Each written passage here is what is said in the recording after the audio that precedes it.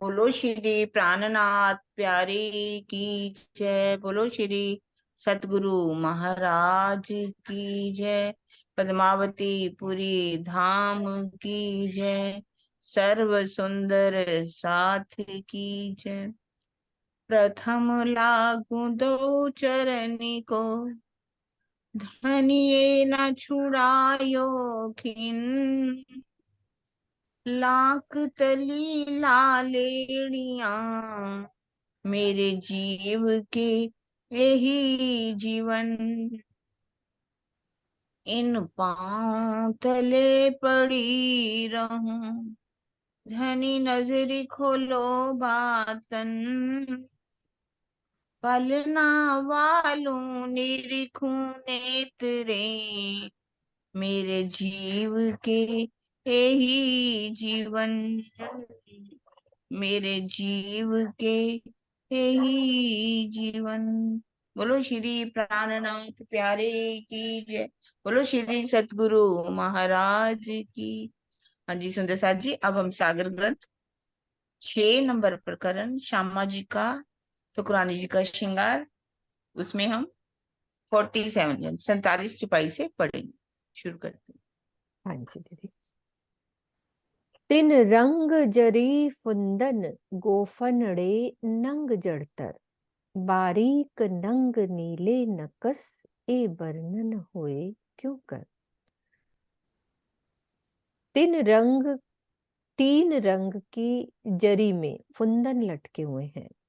वर्णन किसका चल रहा है? आगे की बोल दो आशी दीदी, पीछे आपने पढ़ा है ना? हाँ जी, हाँ जी, चोटी का, बेनी का। बेनी का, छोटी का चोटी का वर्णन चल रहा है। सुंदर सा जी, लिंक थोड़ा जुड़ जाता है कि कहाँ का वर्णन चल रहा है। तीन रंग उसमें जो जरी में, हाँ जी प्रांदाज है ना, उसका वर्णन आ रहा है। ठीक है दीदी। तीन रंग की जरी में फुंदन लटके हुए हैं। गोफनों में तरह तरह के नग जड़े हुए हैं। नीले रंग के छोटे छोटे नगों से जो चित्रांकन नक्शकारी किया गया है, उसकी शोभा का वर्णन नहीं हो सकता। गोफनों में तरह तरह के नग जड़े हुए हैं। नीले रंग के छोटे छोटे नगों से जो नक्शकारी की गई है, उसकी शोभा का वर्णन नहीं हो सकता। सोने चांदी आदि के तारों को जरी कहते हैं। श्यामा जी के बालों में चोटी तो एक है, किंतु उसमें 3 लरे हैं जो आपस में परांदे के साथ गूंथी हुई हैं। जरी रेशम या धागे से परांदा बनाया जाता है, जो बालों को मिलाकर गूंथा जाता है। गोफना फूल की आकृति में गोलाई लिए होता है और परांदे के निचले हिस्से से जुड़ा होता है। गोफनों में फुंदन लड़ियों के सहारे जुड़े होते हैं। ये आकार में गोफनों से बहुत छोटे होते हैं और संख्या में कई होते हैं। गोफनों में फुंदन लड़ियों के सहारे जुड़े होते हैं। कितना क्लियर स्वामी ने लिख दिया। उस ये दिन ना दीदी ने बहुत प्यारा दिखाया था, किरण दीदी अच्छा, ने। किरण दीदी ने उसमें गोफना भी था, लड़ियां भी थी। अच्छा अच्छा इसमें वो लिखा पूरी ना, लड़ियां अनेक ना, लड़ियां होती हैं। हाँ वो पिक्चर बड़ी अच्छी थी, गोल्डन लड़ियां हाँ थी नीचे। हाँ, कोई नहीं, मैं उनसे ले लूंगी। तो वो लड़ियां बीच में होती हैं, जबकि गोफनों की संख्या मात्र 3 है। हाँ, जिसके सारे गोफना लड़का हुआ ना, उसकी लड़ियां ज्यादा हाँ, है ना। उसके नीचे भी, मतलब नीचे गोफना भी, तो मोटा सा लड्डू हो गया ना, हाँ उसके हाँ, नीचे भी। नीचे भी कितना लड़ियां प्यारा, लटकती हैं। बहुत क्योंकि प्यारा अक्सर लगा। अपने अब पहनते ही ना लहंगों में गोफनों के साथ वो लड़ियां हाँ नीचे हाँ लटके होती हैं। हाँ, वही सेम। कुंदन में घुंघरियां जड़ी होती हैं। गोफनों और गोफनड़े एकार्थवाची हैं, तो एक जैसी बात है। पान सोहे सेथे पर, माहे बेल कांगरी कटाव, हारे खजूरे बूटियां मानो के जुगत जड़ाव। अब श्यामा जी की मांग में पान के पत्ते जैसी शोभा आई है। उसमें तरह तरह की लताओं, कांगरी बेल बूटों तथा लहरीदार बेल बूटियों की पंक्तियां इस प्रकार जगमगा रही हैं जैसे किसी ने उन्हें बड़ी युक्ति पूर्वक जोड़ दिया हो। अब वो पान कहाँ बना हुआ है, क्लियर करो। श्यामा जी की मांग पर पान के पत्ते जैसी शोभा आई है, उसमें तरह तरह की लताएं, ये तो समझ आ गई, पत्ते में है ना लताएं बनी हुई हैं और लहरीदार पत्ते की बनावट तो समझ आ गई कि वो पत्ता, लेकिन वो बना कहाँ हुआ है, उनकी मांग के ऊपर वो पत्ता कहाँ बना हुआ है ना स्वर्णा दीदी आप यहाँ बताओ। राखड़ी लगी है ना, राखड़ी, ठीक है दीदी। राखड़ी। हम्म तो यहाँ पर वो मांग के ऊपर पान के पत्ती जैसे कानों में लटकाते ना, पान की पत्ती जैसी शोभा। तो हम्म वो पान की पत्तियों में भी लताएं, कांगरी, बेल बूटे, मतलब खजूरे, हम्म बूटियां सब बनी हुई है। यहाँ तक मांग, फिर आगे टीका की शोभा आएगी। मेरा कहने का भाव यहाँ, दीदी, जैसे यहाँ राखड़ी आ गई तो यहाँ पे हाँ, वो पान की शेप जैसी कोई चीज नहीं होगी। नहीं, पूरी पान की छोटी छोटी पान की पत्तियां हो ना, पान की पत्तियां की पान पूरी अच्छा जैसे अच्छा चेन टाइप होती है ना, अच्छा अच्छा अच्छा चेन, अच्छा। हाँ जी, यहाँ पर। चेन और बनी हुई ये है ऐसे बीच में, और वो जो चेन है ना वो पान के पत्तियों के आकार की चेन है। ठीक है। नीचे फिर वो बिंदा है, वह मतलब हाँ आगे टीका है। बेंदा, आगे बेंदा आ आगे गया। आगे प्रेजेंट में इसका उसी वर्णन उसी को हुआ था। पानड़ी, किरण दीदी उसी को पानड़ी कह देंगे, जो पूरी चेन बनी है हाँ पान के पत्ते, हाँ, उसी का उसी का नाम पानड़ी, पानड़ी है। मुझे पता है हाँ क्या लगता था दीदी, हम लोग पहनते थे ना हाँ, जैसे ऐसे पान जब के डांस पत्ते की करते शोभा थे है। ना, तो यहाँ पे और एक ना हाँ पीछे राखड़ी तो खड़ी कर देते थे जिसके ऊपर हमारा वो आ जाता था, पल्लू, मतलब पल्लू, पल्लू। है ना। मुझे लगता था ऐसा कुछ यहाँ पान की शेप जैसे सुंदर सी वो पहनते नहीं थे वो पान पर, ये इस बात समझ में उसमें कई सही आई। पान की पत्तियां, पत्तियों, पत्तियां दीदी कई ने हैं, ना ये पत्तियों में भी पूरा क्लियर लहरीदार। किया था ऐसे। हाँ एक जगह चेन ना बोलती पूरी दिखाई थी किरण दीदी ने ना, जब श्यामा दिखाई। जी का श्रृंगार तो किया था ना, तो हाँ उन्होंने पूरा ऐसे चेन में हाँ नहीं अब दिखाया आ था गई कि यहाँ समझ। पर पान वो की पत्तियों आगे सामने जो जो चेन जा रही है ना वो पान के पत्तों की है। पान की पत्तियों के ये ऐसे हाँ, छोटी देखो, छोटी ऐसे ऐसे जैसे अब पत्तियां आप कर बनी रहे हो, हैं। ये देखो बिल्कुल ऐसे। ऐसे पत्ता बना, फिर ऐसे हाँ बना, फिर ऐसे ऐसे बना और आगे दिखा, बेंदा आ गया, हाँ है दिखाई ना। थी दीदी ने, ऐसे दिखाई थी। हाँ ये समझ में आ गई अब। क्योंकि नीलम मोतियों की बिड्डा के लड़े घर में भी भी आती एक है बार ना ये उसने हमें पानड़ी के। ओरिजिनल भी दिखाई थी। पानड़ी के आसपास मोतियों की लड़ें आएंगी ना, फिर तो इसलिए पानड़ी यहाँ मांग में आ जाएगी, और यहाँ सेंटर में राखड़ी, आगे पानड़ी, फिर बेंदा और मोतियों की लड़ें पूरे केशों को पूरा ढक के। पूरा सिर ही ढक गया ना, पूरा, सुंदर हाँ, सा है ऐसे ना। पूरा एक एक मोती इसमें सोचो फोटो उनके बहुत केशों अच्छी में। अच्छी है, हाँ हम्म पूरा ये दिखा है ना और जो जहां हम लहरीदार। देखते हैं प्लेन प्लेन होती है, लेकिन क्षमा महारानी की कैसी है, उसमें कई तरह की हारें, खजूरें, बूटियां, कांगरी, कटाव, उस पान की चेन में छोटी छोटी पत्तियां होंगी, तो उसमें भी बारीक बारीक सारी ये शोभा हम्म आएगी। कितना कुछ लिखा हुआ है एक बिल्कुल चौपाई में। ये लिखा हुआ है ना देखो, हारे, हम्म खजूरे, बूटियां, बेल, कांगरी, कटाव, कोई छोटी ये मोटी। सोचे। प्रणाम, हाँ जी, प्रणाम जी। हाँ जी भैया। पान की पत्ती जो बोलते हैं ने, तो वहां जब मांग मांग भरी जाती है, उनके दो भाग पड़ जाते हैं, हम्म और आगे वाले भाग पर टीका आता है, तो वो हम्म पान आकार हो जाता है। और जो बाल के अंदर जो मोतिया है वो पत्ते की जैसे जो शोभा आती है, जैसे पत्ते में एक एक रेशा होता है, हम्म वैसे वो रेशा की बात की गई हम्म। मेरे हिसाब से होती थी। हाँ जी जी जी, जैसी उन शोभा रेशों देनी में है। ये डिजाइन है, हाँ बिल्कुल उन रेशों में ये डिजाइन रेशों है में इसका। डिजाइन है ना। जी, प्रणाम जी। प्रणाम जी, जी अब प्रणाम। प्रणाम जी के नाम से कोई सुंदर साथ है, खोल लो। प्रणाम जी दीदी। दीदी सेथे का मतलब मांग हुआ। हाँ हम्म माहे बेल कटा, पान से, पान सोहे सेथे पर, वही मांग है ना, मांग पर, श्यामा जी की ठीक है। मांग में है ना, पान के पत्ते जैसी शोभा है ना, क्लियर होगी ना दीदी। चले हाँ, अब देखो पटली आ गई, बड़ा कुछ है ये तो, अभी उसकी वर्णन हुआ ना, पत्ते जैसी शोभा आई, मांग में पत्ते की, खाली जो ये लाइन की शोभा का वर्णन किया है अभी, जिसमें हारे, खजूरे, बूटियां, ये जो यहाँ तक, अब आगे और आ रहा है कि सिर पटली मोती सरे, माहे पाँच नंग के रंग, मोती सर सेंथे लग, अभी देखो सेंथे फिर आ रहा है, मोती सर सेंथे लग, नीले पीले लाल सेत नंग, राखड़ी को बांधने के लिए। ठीक है, वो तो अभी हमने उसका वर्णन किया। अब है राखड़ी को बांधने के लिए सिर पर पटली की शोभा है, जिसमें मोतियों की लरे आई हैं, सिर पटली मोती सरे। अब ये जो सिर पटली है ना, वो राखड़ी को बांधने के लिए है। इनमें मोती, नीलवी, पुखराज, माणिक और हीरा, ये 5 तरह के नग शोभायमान हो रहे हैं। पहले इतनी बात समझते हैं कि जो राखड़ी बांधनी है, हमने एक चीज है उसको बांधनी है, तो उस पर पटली की पटली होती है इतनी चौड़ी पट्टी, जिसको कह लो कि उस राखड़ी को बांधनी है तो पट्टी। अब उसमें क्या है, मोतियों की लड़े, जो जो पट्टी बनी ना उसमें मोती की लड़े, ऐसे मोती की लड़े समझ लो वो आई हैं। इस लड़े में क्या है, मोती, नीलवी, पुखराज, माणिक और हीरा, ये 5 तरह के नग आए। जैसे मोती, मोती की लड़ आ गई, उसके बीच बीच में पुखराज, माणिक और हीरा, ये नग शोभायमान हो रहे हैं।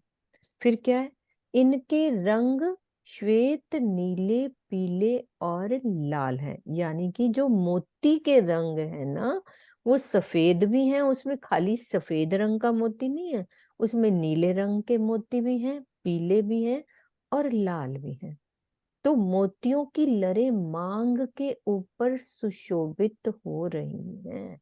ऐसी लरे तो ना एक जो नहीं है। मोती है वो उसमें से श्वेत रंग निकल रहा है, हाँ जी, नील भी है उसमें नीला रंग, पुखराज है उसमें पीला रंग, माणिक है उसमें लाल रंग, इस तरह से बताया।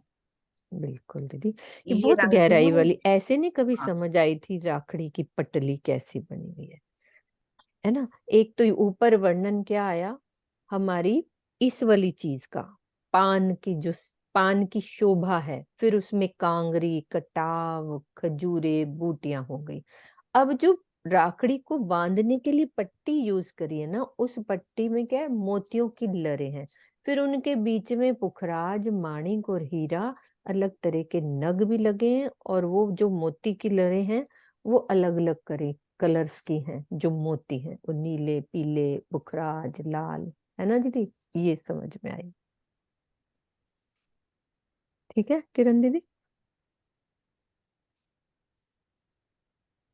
हाँ जी। किरण दीदी ने जो ऊपर लिखे है ना, उन्हीं के रंग बताया ना। हाँ जी। मोती लिखा तो श्वेत आ गया, नीली लिखा तो नीला, पुखराज लिखा तो पीला, मानिक लिखा तो लाल, हम्म। और नीचे कह दिया ना हीरा और मोती दोनों श्वेत है। श्वेत रंग के हैं, वो दोनों हाँ हो गए, वो एक दोनों एक ही कलर के हैं। हाँ, हाँ, उनके रंग यही बता बात दिए। क्लियर की है ना उन्होंने, हीरा और मोती सफेद में आ गया, दोनों 5 से। रंग हो गए। तो भले ही हीरा और मोती के दोनों रंग सफेद है। हम्म। जी जी। हाँ, बिल्कुल सही। अब 3 नगों के फूल बने, 3 नगों के फूल बने, आगू सिर पटली कांगरी, नीलवट से ले राखड़ी, बीच लाल मांग भरी। इन 5 प्रकार, ऊपर की चौपाई से लिंक है, ये जो हमने 5 नग पढ़े ना, जो कि इनमें मोती जो लरे आई है ना मोतियों की, उसमें 5 प्रकार के नग हैं, मोती, नीलवी, पुखराज, माणिक और हीरा, है ना। अब 3 नगों के फूल बने, आगू सिर पटली कांगरी, इन 5 प्रकार के नगों से फूल जैसी आकृति बनी हुई है। सिर के आगे पटली में कांगरी की भी बनावट है, माथे से लेकर राखड़ी तक लाल मांग सुशोभित हो रही है। और क्लियर करो एक एक चीज, तीनों चौपाइयों को एक साथ लेकर ना पूरा क्लियर करो कि कहां से कहां तक वर्णन हुआ, तब लिंक बन जाएगा। पहले तो पानड़ी की बात करी कि पान सोहे से थे, वो सबको समझ आ गई कि कांगरी बनी हुई है, बीच के मांग की है, मांग की शोभा जिसमें खजूरे बूटियां। फिर उस राखड़ी को बांधने के लिए पटली की बात करी गई, है ना। वो पटली में 5 तरह के नग आ गए।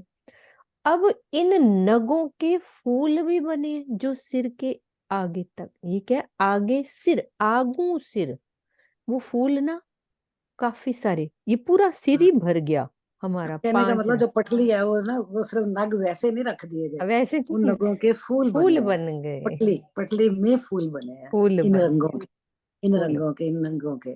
वो अब सारे रंग हम दिल में लें, ले वो कैसा भी फूल फूल बने, बना लो। फूल बना लो ऐसे आप ऐसे। बताओ, कोई कैसी भी शेप आपको पसंद है वो बना लो इन रंगों से। और बीच रंग में मांग भर गई, है ना। हम्म। अब अद्भुत शोभा ए बनी, कहूं जो होवे और काहे, ए देखे ही बनत है, कहनी में आवत ना है। इस प्रकार की ये विचित्र शोभा है। यदि ऐसी शोभा कहीं और होती तब तो मैं उसकी उपमा देकर वर्णन भी करती। यह सुंदरता देखते ही बनती है। इस शब्दातीत शोभा का कथन कर पाना किसी भी प्रकार से संभव नहीं है। बेनी गूंथी एक भांत सो, पीठ गौर ऊपर लहकत, देत दिखाई साड़ी मिने, फिरती घूंगड़ी घमकत। श्यामा जी के बालों की चोटी बहुत ही विचित्र तरीके से गूंथी हुई है और वो उनकी गोरे रंग की पीठ पर लहरा रही है और साड़ी के अंदर दिखाई पड़ रही है, अर्थात चोटी के ऊपर साड़ी आई हुई है। चोटी में लगे हुए फुंदनों में घुंघरियां लगी हुई हैं जिनमें बहुत ही मधुर ध्वनि गूंजती रहती है। सिंपल नहीं चोटी गूंथी हुई, बहुत तरह की चोटी गूंथी हुई है। विचित्र लिखा है ना, तो विचित्र, विचित्र का मतलब कि जैसे ऊपर हमने वो पढ़ी थी चौपाई की, 3 तरह की जरी से गुंदी हुई है, 3 तरह की जरी, फिर हर एक बल में घुंघरू, फिर नीचे आके वो फनड़े में फुंदन, एक उसमें भी तरह की। घुंघरू, और ये सब लेकिन कुछ लेकिन एक वो साथ। गूंथी भी अलग तरह से है, जैसी हम अरे गूंथते यहाँ हम वैसी कई नहीं। बार खजूरी नहीं वो बनाते, कई हाँ, तरह की चोटियां मुझे भी वही बनाती थी, मैं लेके मैं भी बैठ यही के ना कहने एक लगी एक थी। बल लेती थी, इधर से बाल पकड़ती थी हाँ, ऐसे। मैं भी यही कहने लगी थी, आजकल यहाँ पे इतने तरीके से मेरी गुथी जाती है, हाँ। तो वो तो परम धाम की है। हाँ जी नीलम दीदी आप भी बोलो, पहले खोलो नीलम दीदी, पहले खोलो। खुल गया। हाँ जी। मैं ऐसी अंगूरी चोटी बनती है ना जो सीधी पीछे से जाती है, तो उसी के अंदर फ्लावर भी लगते जाते हैं, घुंघरू भी लगते जाते हैं, तो बड़ा चोटी कुछ। उनके बीच बीच में ही लपेटे में ही आते जाते हैं सब कुछ।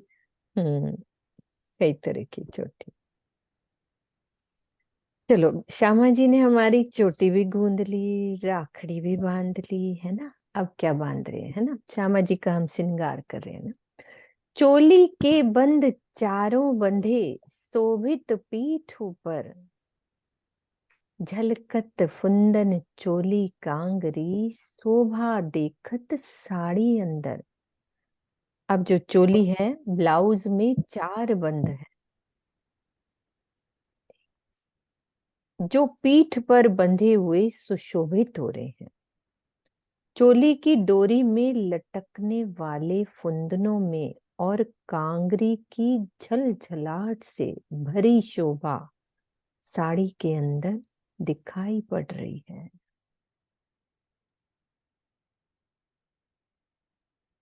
राशमा जी, ए छवि पीठ की क्यों कहूं, रंग गौर लाख सलूक, ए शोभा कहत सखत जीवरा, हुआ नहीं टूक टूक। मैं पीठ की इस अलौकिक शोभा का वर्णन कैसे करूं। पीठ का रंग बहुत ही गोरा है और बीच की गहराई बहुत ही सुंदर है।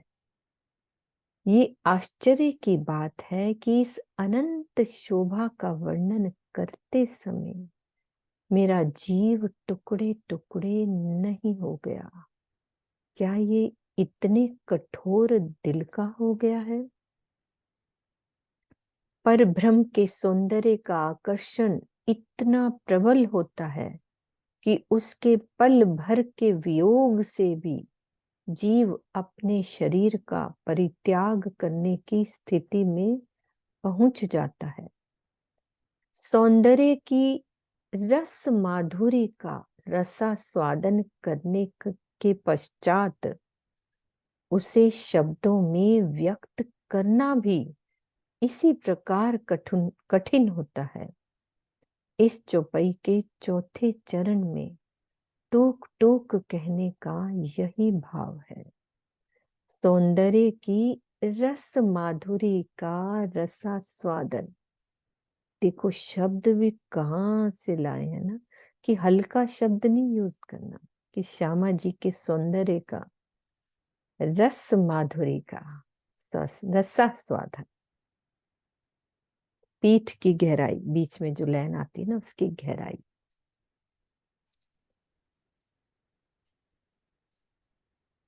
तो देखो वर्णन करने में वियोग शब्द यूज करा स्वामी जी ने, हम्म, यानी कि जब देख रहे हैं इंद्रावती का जीव, देख तो आत्म रही है, जीव भी साथ में ही है ना, तो जब वो वर्णन करेगा तो उसको थोड़ा सा तो बोलने में लिखने में उससे अलग होना पड़ेगा ना। हाँ वो थोड़ा अलग हो जाएगा ना, क्योंकि उसको हम वर्णन कर हाँ, रहे हैं, तो देखने से अब लिखने लग गए या बोलने लग गए। इसके लिए लिखा है पल भर का वियोग। हम्म, अपने शरीर का परित्याग करने की स्थिति में तभी जीव के टुक टुक हो ना, हुआ नहीं भी, तू वर्णन भी कर रहा है तो भी टुक टुक नहीं हुआ। हम्म, सखत जीव रहा हुआ, हमारे लिए धनी ने ये सब कर दिया। तभी क्या हम सेम कहने लगे सी, तभी तो हम कहते हैं धन्य है श्री इंद्रावती जिन्होंने हमारे लिए इतना करा यार, हम तो अभी तक दिल में भी नहीं बैठा सके। और धनी मुख चौक छवि निलवट बनी, क्यों कर कहूँ सिफत ए शोभा अरस स्वरूप की, क्यों होए इन जुबां इत। श्यामा जी के मुखार बिंद तथा माथे के अलौकिक सौंदर्य की महिमा का वर्णन शब्दों में हो पाना संभव नहीं है। ये शोभा परमधाम के उस नूरमयी स्वरूप की है। भला इसका वर्णन माया की इस जिह्वा से हो पाना कैसे संभव हो सकता है? 5 हीरे मोती मानिक, बेना चौक टीका शोभित, सेथे लाल तले मोती सरे, नूर रोशन तेज अतंत। 5 हीरा माणिक और मोती के नगों से जड़ा सुंदर बेंदा। फिर से वहीं पे आ गए राखड़ी, और अब बेंदे का वर्णन आ रहा है। बेंदा ललाट पर टीके के समान शोभा दे रहा है। यहाँ पे जो टीका है ना, उसकी मोतियों की लर लाल मांग के नीचे जगमगा रही है। इसका नूरमयी तेज और प्रकाश अनंत है। समझ में आई ना? जो टीका है ना, उसकी मोती की लर मांग के नीचे से जगमगा रही है।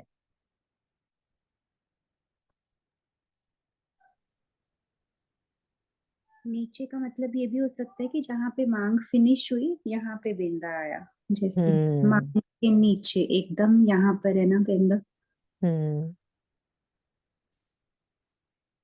तो मतलब राखड़ी के साथ ही अटैच ही है ना, वो पूरा सिस्टम ही। ये राखड़ी पूरी मांग आया, फिर बेंदा है, सब पूरा ही हम्म, एक एक ही हाँ, श्रृंगार हो गया वो सब। नगों के फूल आए यहाँ पर पूरे के पूरे पूरा भर गया।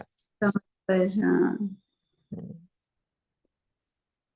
फिर से आ गई पानड़ी। जड़ित पानड़ी श्रवणों, अलग से श्रवणों की बात है। लरे, मैचिंग। मैचिंग हो रही है ना।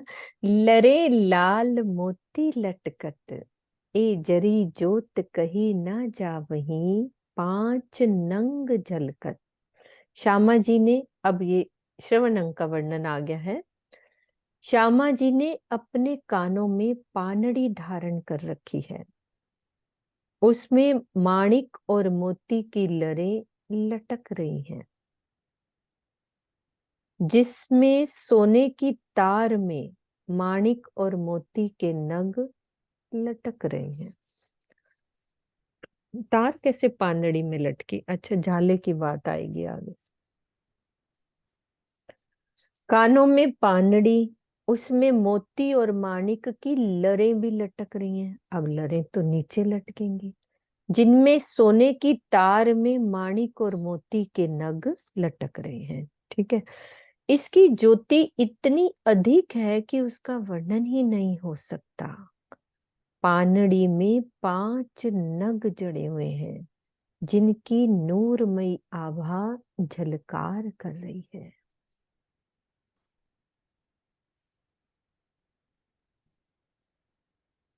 मतलब 5 देखिए, नगों की पान जैसी शोभा लिए इयरिंग हो गया, जैसे 5 नग लगे हुए हैं नॉर्मल पानड़ी में, 5 नग जड़े हैं, और फिर जो नीचे लरें लगी हुई हैं वो माणिक और मोती की, मतलब ऐसे नीचे जो लटकन्स लगी होंगी, ड्रॉप्स नहीं आती हैं जैसे, सोने की तार ये में तो माणिक और मोती के नग लटक रहे। हम्म मतलब कि अभी वो झाले का वर्णन नहीं आया, अभी हम्म पानड़ी और लरे का वर्णन आया है। अभी नीचे झाला नहीं बनाया, वो जो गोल सा लटकता है हो ना? सकता है झालर दूसरे श्रृंगार में हो। हाँ, मतलब इसमें नहीं आया। हाँ, मुझे यही लगता है उसमें है। इसमें पानड़ी और लड़े ही हैं। हम्म। उन रंगों की शोभा देखें हम, 5 रंगों की शोभा देखें, पानड़ी में 5 रंग देख लें, है ना। हम्म। और लड़े जो है वो मोती और मानिक की है ना। हम्म। और पानड़ी में 5 नग आ गए भाई। पानड़ी पूरी कान से जो ढकी हुई है, उसमें हाँ, 5 नग हो गए। उसकी भी शेप पानड़ी जैसे पान पत्ते वाली होगी ना, तभी तो हाँ, वो मैचिंग तो हुआ है पूरा ना। कान पूरा ढक गया, तो ये पानी तो हो गया ना पूरा पानी। हाँ, तो जब भी 5 नाग होते हैं तो स्वामी जी बताते हैं बस वही 5 ले लो। हाँ, मानिक हीरा पुखराज लीजिए, 5 और नीलवी। वही 5 रंग देख लो, हम्म। डिजाइन बना लो अपनी मर्जी का। हम्म। मर्जी का मतलब वो तो कहते हैं चितवन में देखो, वो हम जैसे देखते, राज्य का, हाँ। हाँ, वो हम देखते नहीं, हम खुद ही सोच लेते हैं कैसा।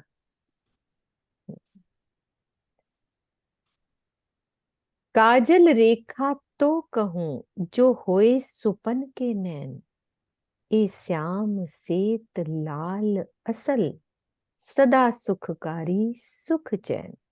श्यामा जी के नेत्रों में काजल की काली रेखा का वर्णन तो तब किया जाए जब ये स्वप्नमयी संसार के नेत्र होते। इन प्रेम भरे काले और सफेद नेत्रों में प्रेम की लालिमा हमेशा ही छाई रहती है।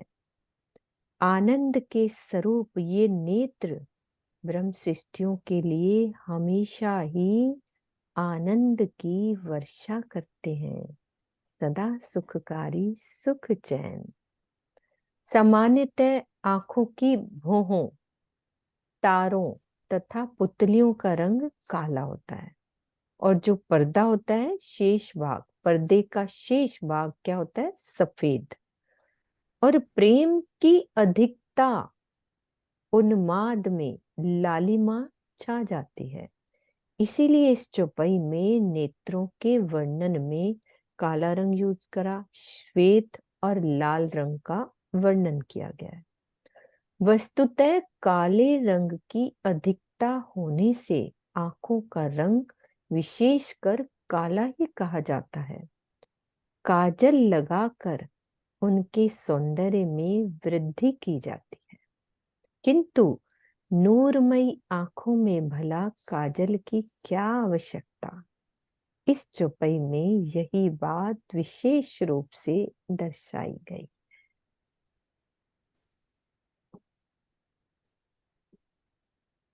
इसीलिए एक शब्द लिख दिया गया असल। असल। जो लाल और श्वेत रंग है वो भी असल परम असल धाम है, वाला, परम यहाँ धाम। वाला लाल रंग है। प्रेम। ए तन नैन अरस के, नहीं और कोई देह, ए निरखो नैनो रूह के भीगल प्रेम सने। श्यामा जी का ये तन और नेत्र परम धाम के हैं। इनकी स्थिति मायावी शरीरों जैसी नहीं है। तो हे साथ जी, प्रेम के रस में ओत प्रोत होकर इस अलौकिक स्वरूप को अपने आत्मिक नेत्रों से देखिए। भीगल प्रेम स्नेह, स्वर्ग और वैकुंठ आदि लोकों के शरीर भी प्रकाशमयी होते हैं। ये भी मृत्यु, बुढ़ापे और रोग से रहित होते हैं। इसी प्रकार निराकार में स्वच्छंद विचरण करने वाले योगी राज भी अपनी इच्छा अनुसार दिव्य स्वरूप धारण कर लेते हैं।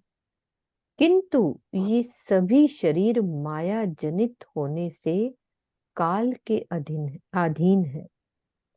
परम धाम के तन अक्षरातीत के अंग होने से साक्षात ब्रह्म स्वरूप होते हैं। स्वप्न में भी इनकी तुलना मायावी तनों से नहीं की जा सकती। कंपैरिजन कर दिया ना।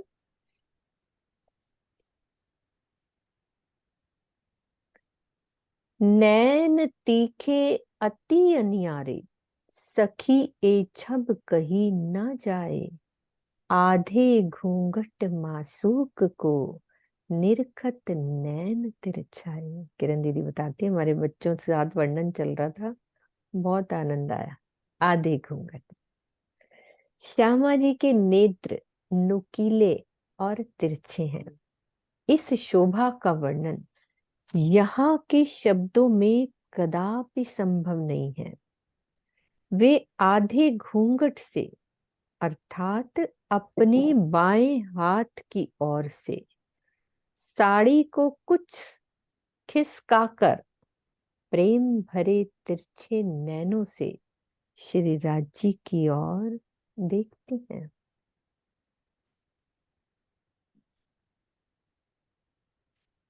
प्रेम की अभिव्यक्ति के रूप में ही आधे घूंघट से देखने का कथन है, जो यहाँ के भावों के अनुसार किया गया है।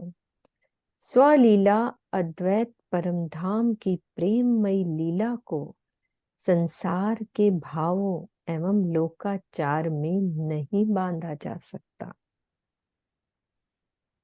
जो यहाँ पे करते हैं उससे नहीं बांधा जा सकता। क्योंकि सारा वर्णन ही जहाँ के भावों को लेकर किया ना, ताकि हमें कुछ तो पल्ले पड़े। श्यामा जी राज्य के बाएं अंग बैठी है ना, तो बाएं हाथ की ओर से लिखा है, तो उनका तो दायां हाथ नहीं होगा यहाँ पे। कैसे, मुझे ये बात दोबारा से समझाओ। बाएं से तो साड़ी को अंदर किया ना, दायां तो खुला रह गया ना। देखेंगे तो दाएं से ही, बाएं से जो किरण दीदी, हाँ जी आप करके दिखाओ किरण दीदी, मैं चुपाई हटाती हूँ। अभी अनिल भैया खोलती हूँ आपको। हमारे पे भी यही बहुत बात हुई थी। जो घूंघट है ना, तो थोड़ा सा भी घूंघट किया जाता है तो जिस तरह जिसके से शर्म आ रही है थोड़ा सा उधर से घूंघट निकाला जाता है, लेकिन यहाँ पर बाएं हाथ से घूंघट किया गया है ना। राजी तो दाएं हाथ में बैठे हैं, तो बाएं हाथ क्यों लिखा गया ये हमें भी समझ में नहीं आई बात। नहीं, राज्य से थोड़ी छिपाना है, कोई और देखेगा तो उससे छिपाएंगे ना, राज्य को तो देखना है। ऐसे कभी कभी शर्म आती है ना, करते ना ऐसे कर लेते हैं कभी कभी, है ना, शर्म आती है तो साड़ी का पल्ला करके ऐसे करना, शर्म आना। पर यहाँ पर बाएं हाथ से घूंघट ऐसे ही लगा कि एकदम कि दाएं हाथ से मतलब जैसे एकदम लज्जाना है, थोड़ा सा घूंघट आगे करना है, थोड़ा हटाना है, तो उनका दायां उन्होंने पर ये बात स्वामी जी ने भाव में लिखा है। हम स्वामी जी से पूछेंगे आपने दाया क्यों नहीं लिखा, बाया क्यों लिखा, क्योंकि उसमें चुपाई में ऐसा नहीं कहीं भी लिखा हुआ कि दाएं हाथ से कोई और ना देखे, कोई और ना देखे, बस मैं आपको देखूं, मुझे कोई और ना देखे, इसलिए मैंने नीलम दीदी को देते हैं। कोई और ना देखे, मैं देखूं आपको। नहीं, हम स्वामी जी से बात करेंगे कि क्या पता भाव क्या है उनका। दीदी आप चुपाई नोट कर लेना, स्वामी जी से पूछे। हाँ जी, आएंगे, आने वाले हैं स्वामी जी, आगे दिन में कुछ दिनों में पूछूंगी। प्रणाम जी दीदी। हाँ जी अनिल भैया, हाँ जी। पूनम जी, दीदी मेरा हम्म भाव ये था कि ये तो महामती जी वर्णन कर रही है, इसलिए महामती जी के सामने बैठी है श्यामा जी, हम्म इसीलिए बाएं हाथ और दाएं हाथ की बात हो रही अच्छा जी, है। तो धनी के तो दाएं हाथ ही ये भी हो सकता है। है, तो से धनी के छुपा तो दाएं हाथ ही है, लेकिन वो क्या कहते, क्योंकि घूंघट तो यहाँ से देखने के लिए मुंह तो घुमाना ही पड़ेगा थोड़ा सा, तो यहाँ जो घूंघट है वो हटाने की बात है। मेरे दिल का भाव ये है। और हाँ जी, इंद्रावती जी दिख रही है तो वो सामने है। हाँ अनिल भी आज आपकी आवाज कट रही है, या तो दोबारा आओ आप, बहुत खड़खड़ हो रही हाँ है। नहीं समझ आ गया जो ये कह रहे आ हैं, गई क्योंकि वो आपकी बात। ना उनका हाँ पाया जी, है ना। एक बारी हम अनु दीदी को भी खोलते हैं, आज घूंघट में श्यामा जी का दीदार करें। वही अनिल भैया की बात ठीक है, वो दाएं हाथ से बाएं हाथ से ऐसी है कि उन्होंने तो घूंघट तो लवने से भी तो कहते हैं, लवने से देखती हैं वो। हम्म जब लवने से देखती हैं तो वो घूंघट में से देखती है ना। बिल्कुल। हाँ जी नीलम दीदी, आप क्या कह रहे हो? कह रही हूँ कि राज्य को देखना है तो रूहों से छुपा के वो अपनी तिरछी नजरों से राज्य को देख लिया, तो वहां से कैसे करा? नहीं अदा आ गई। नीलम यही मैंने कहा था। क्यों था? छुपा के रूहों से बचा के सखियां सामने बैठी है। ये तो हमारे भाव है। बाकी तो रूह तो हम भी वही है ना। ठीक हो है, सकते सबके भाव अच्छे हैं। अपन नैना तो है, मेन तो अदाओं की बात है ना, तिरछे नैना बहुत। अच्छे नैनों से, है ना। चलो आगे अपन इसका लेते हैं, भावार्थ लेते हैं। सब अपना म्यूट कर लो, क्योंकि खड़खड़ बहुत आ रही। नीलम दीदी आपके उधर से भी। प्रेम की अभिव्यक्ति के रूप में ही आधे घूंघट से देखने का कथन, ये हमने पढ़ लिया था कि ये लोकाचार में नहीं बांधा जा सकता। रोज दीदी एक बारी म्यूट कर देना, थोड़ी आवाज आ रही खड़खड़ की। इसका खुला है, हाँ अब ठीक है। सब अंग उमंग करत हैं, करने बात रहमान, दिल माशूक का देख के खैंचत है प्रेम बान। अपने प्रीतम से बातें करने के लिए श्यामा जी के अंग अंग में एक विचित्र सी उमंग भरी होती है। श्री राजी के दिल की इच्छा अनुसार वे अपनी प्रेम भरी बातों से उन्हें अपनी ओर आकर्षित करती हैं। दिल माशूक का देख के खैंचत है प्रेममान, अपनी ओर आकर्षित करती हैं। तो इस चौपाई में प्रेममयी लीला की एक हल्की सी झलक दिखाई गई है। सामान्यतः कोई भी दिन रात बातें नहीं करता, सामान्यतः कोई भी दिन रात बातें नहीं करता। आशिक और माशूक जब एक दूसरे के प्रेम में खोए होते हैं तो कभी कभी मधुर बातें भी करते हैं। आशिक की यही चाह है कि जब माशूक की इच्छा हो तभी वह अपने प्रेम की अमृत धारा प्रवाहित करे।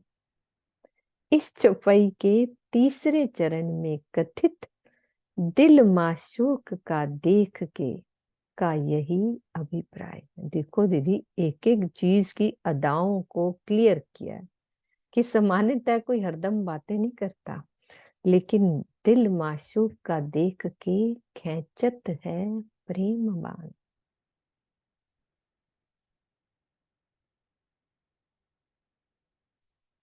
कहा कहूँ नूर तारन का सेत लालक लिए,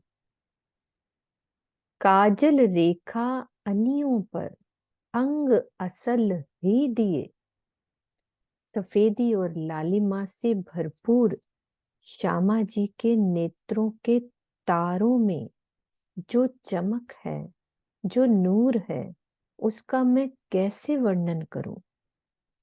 आंखों के कोनों पर जो काले काजल की पतली सी रेखा सुशोभित हो रही है, वह उनके वास्तविक अंग की ही शोभा है। काजल कोई लगाया नहीं है, वो अंग की ही शोभा है। हृदय में लहराता हुआ प्रेम का सागर आंखों से छलक उठता है, जिसे इस चौपाई में नूर तारन का से संबोधित किया गया है।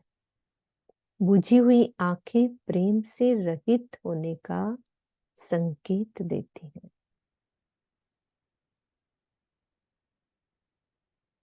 कहा कहूं नूर तारन का। जब हृदय में प्रेम लहराता है ना, तो वो आंखों की चमक जो उठती है ना, उससे झलकता है।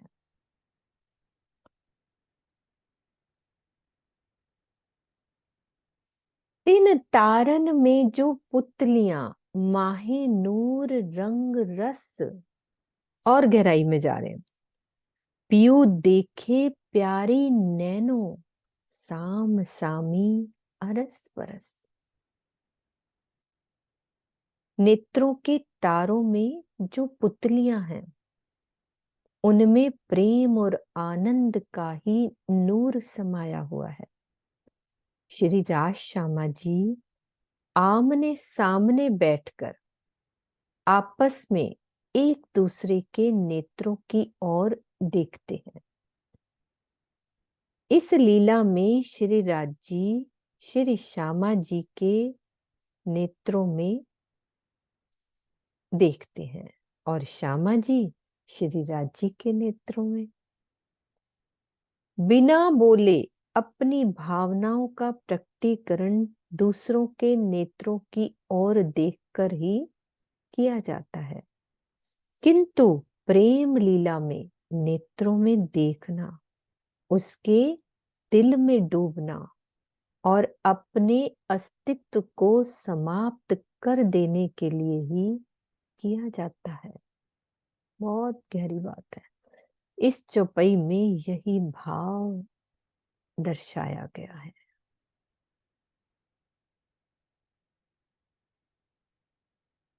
ऊपर की चौपाई क्या कह रही है?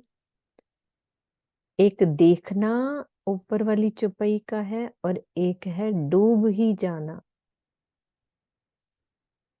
तिन तारन में जो पुतलियां पियू देखे प्यारी नैनो।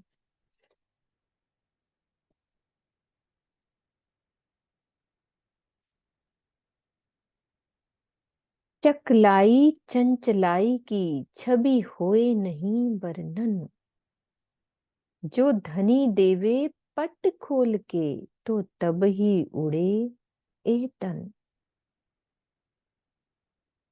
श्यामा जी के इन प्रेम भरे, अब ये जो लीला चल रही है ना, धनी के नेत्रों में देखा, फिर वो कह रहे इन प्रेम भरे चंचल नेत्रों की आकृति की सुंदरता का वर्णन कर पाना संभव नहीं है।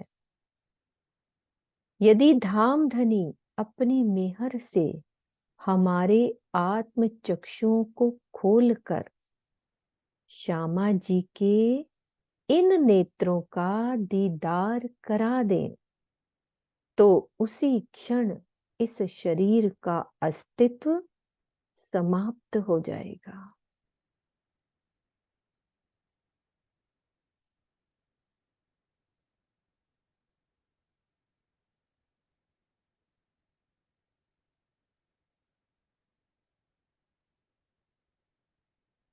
इस चौपाई के चौथे चरण का भाव ये कदापि नहीं समझना चाहिए कि श्यामा जी के नेत्रों का दर्शन होते ही शरीर छूट जाएगा, मृत्यु आ जाएगी।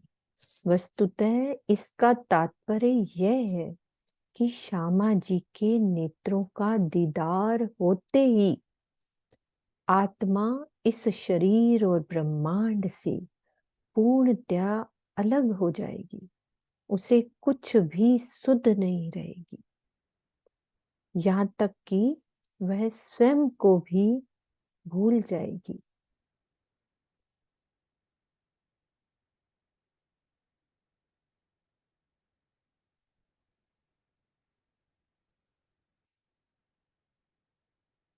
बंके भौं भ्रुकुटी लिए शोभित गौर अंग, अंग अंग भूखन भूखन करत माहू माही जंग।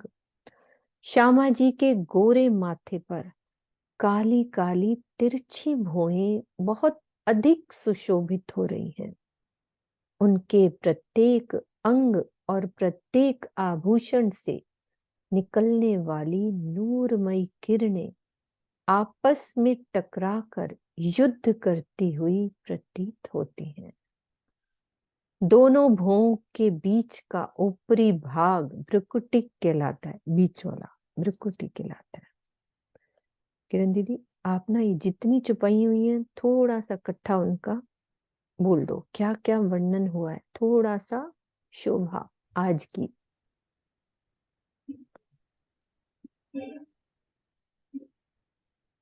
आज का जितना भी देख रहे, मेरी आवाज आ रही है? यहाँ पर डिस्टरबेंस तो नहीं लग रही अभी नहीं लग रही कोई दीदी है? नहीं, क्योंकि इधर से भी घंटियां बज रही, इधर से भी आरती की घंटियां बज रही हैं।